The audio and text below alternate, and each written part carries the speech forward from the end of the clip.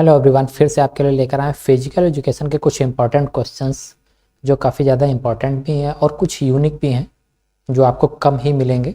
तो इनकी भी तैयारी करते रहें। अगर आप फिजिकल एजुकेशन एग्जाम्स की तैयारी कर रहे हैं, चाहे वो गवर्नमेंट एग्जाम्स हों चाहे वो स्कूल एग्जाम्स हों, तो बिना कोई देरी के हम लोग वीडियो स्टार्ट करते हैं। चैनल पर नए हैं तो लाइक एंड सब्सक्राइब कर लीजिए, क्योंकि आपको कंटिन्यू इसी तरीके का स्टडी मटेरियल मिलता रहेगा। Question number 1, the concept of highlight the dynamic nature of the relationships existing in the environment की अवधारणा पर्यावरण में मौजूद रिश्तों की गतिशील प्रकृति पर प्रकाश डालती है। तो यहाँ पर survival of humans, sustainability, human nature, interdependence, more than one of the above, या ये जितने दिए इनमें एक से ज़्यादा। तो यहाँ पर जो करेक्ट ऑप्शन होगा वो ये होगा थर्ड, ह्यूमन नेचर, इंटरडिपेंडेंस। क्योंकि जो आज जो भी पर्यावरण है या जो इससे पहले पर्यावरण है या जो आने वाला पर्यावरण होगा, उसमें ह्यूमन का काफ़ी ज़्यादा इंपॉर्टेंट रोल रहता है कि उस पर्यावरण के साथ उसका इंटरडिपेंडेंस कैसा है, उसका व्यवहार कैसा, उसका रिलेशनशिप कैसा है। ज़्यादा से ज़्यादा पर्यावरण के साथ उसका अच्छा रिलेशनशिप होगा तो पर्यावरण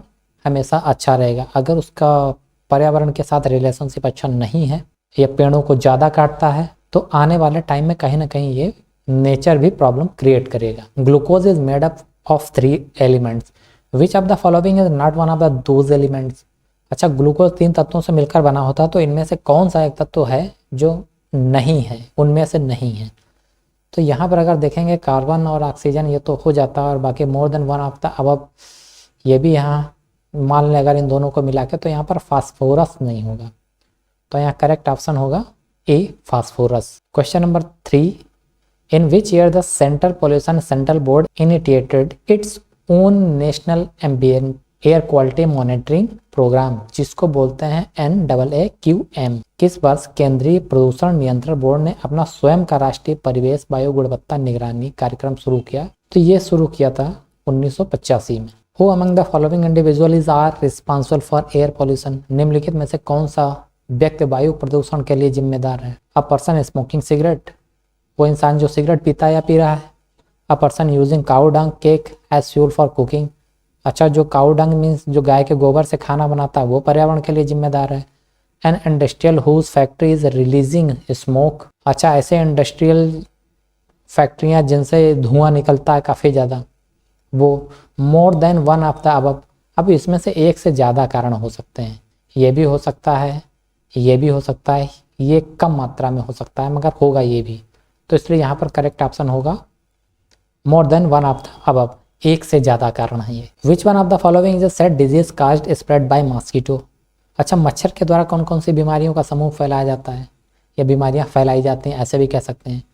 तो कॉलरा मच्छर से होता है, डेंगू मलेरिया तो मच्छर से होता है, चिकनगुनिया डेंगू मलेरिया ये करेक्ट ऑप्शन होगा, क्योंकि चिकनगुनिया और डेंगू मलेरिया ये सबके सब मच्छर से होते हैं। क्योंकि इसमें देखो कॉलरा मच्छर से नहीं होता है, इसमें कॉलरा मच्छर से नहीं होगा, ठीक है। तो यहाँ पर करेक्ट ऑप्शन होगा 2।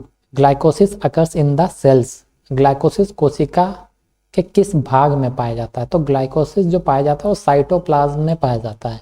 तो यहाँ पर करेक्ट आंसर होगा cytoplasm. The digestive juices present in the stomach help to digest, पेट में मौजूद जो पाचक रस होते हैं वो किसको पचाने में मदद करते हैं? जो पेट में मौजूद पाचक रस होते हैं वो प्रोटीन को पचाते हैं, ओनली प्रोटीन। तो यहाँ पर करेक्ट आंसर होगा प्रोटीन, ओनली प्रोटीन, ठीक है।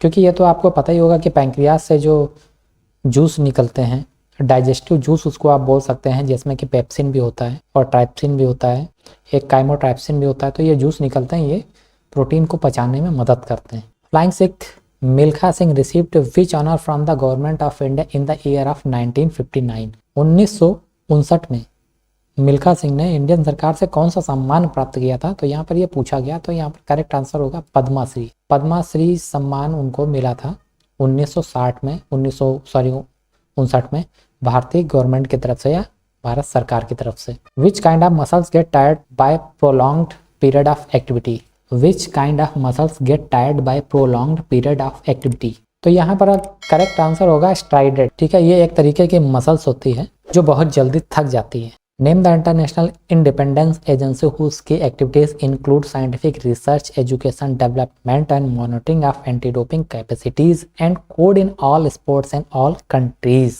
मीन्स उस अंतर्राष्ट्रीय स्वतंत्र एजेंसी का नाम आपको बताना है जिसकी प्रमुख गतिविधियों में वैज्ञानिक अनुसंधान, शिक्षा, विकास और सभी खेलों में सभी देशों में डोपिंग रोधी क्षमताओं और कोड की निगरानी शामिल है। तो यहाँ पर इसमें अगर देखा जाएगा तो केवल एक ही एजेंसी है जिसको बोलते हैं वर्ल्ड एंटी डोपिंग एजेंसी, जो ये सारे के सारे काम करती है। The leadership style in which the chief encourages and motivates his subordinate to work beyond their capabilities and exceptions is called. नेतृत्व शैली जिसमें प्रमुख अपने अधीनस्थों को उनकी क्षमताओं और अपेक्षाओं से परे काम करने के लिए प्रोत्साहित तथा प्रेरित करता है, तो इसको बोला क्या जाता है? Correct answer is transformational leadership. इसको बोलते हैं ट्रांसफॉर्मेशनल लीडरशिप, कि जो पहले से हैं उन सब चीज़ों को बता के आपको ट्रांसफॉर्म किया जाता है, उन सब चीज़ों के लिए ज़्यादा करने के लिए प्रेरित किया जाता है। The world's largest cricket stadium is in which state of India. तो अभी कुछ साल पहले ही बना है दुनिया का सबसे बड़ा क्रिकेट स्टेडियम, जो कि भारत के गुजरात में है, जिसका नाम है नरेंद्र मोदी क्रिकेट स्टेडियम। तो ये 12 क्वेश्चन आंसर की सीरीज थी जो काफ़ी ज़्यादा इंपॉर्टेंट थी और ये क्वेश्चंस आए भी थे, तो मैंने सोचा क्यों ना आपको ये क्वेश्चंस भी बताए जाएं, तो इनकी भी तैयारी करते चलें, एग्जाम्स में क्वेश्चंस आ सकते हैं। तो फिर मिलते हैं आपसे नेक्स्ट वीडियो में नए टॉपिक के साथ। वीडियो देखने के लिए धन्यवाद।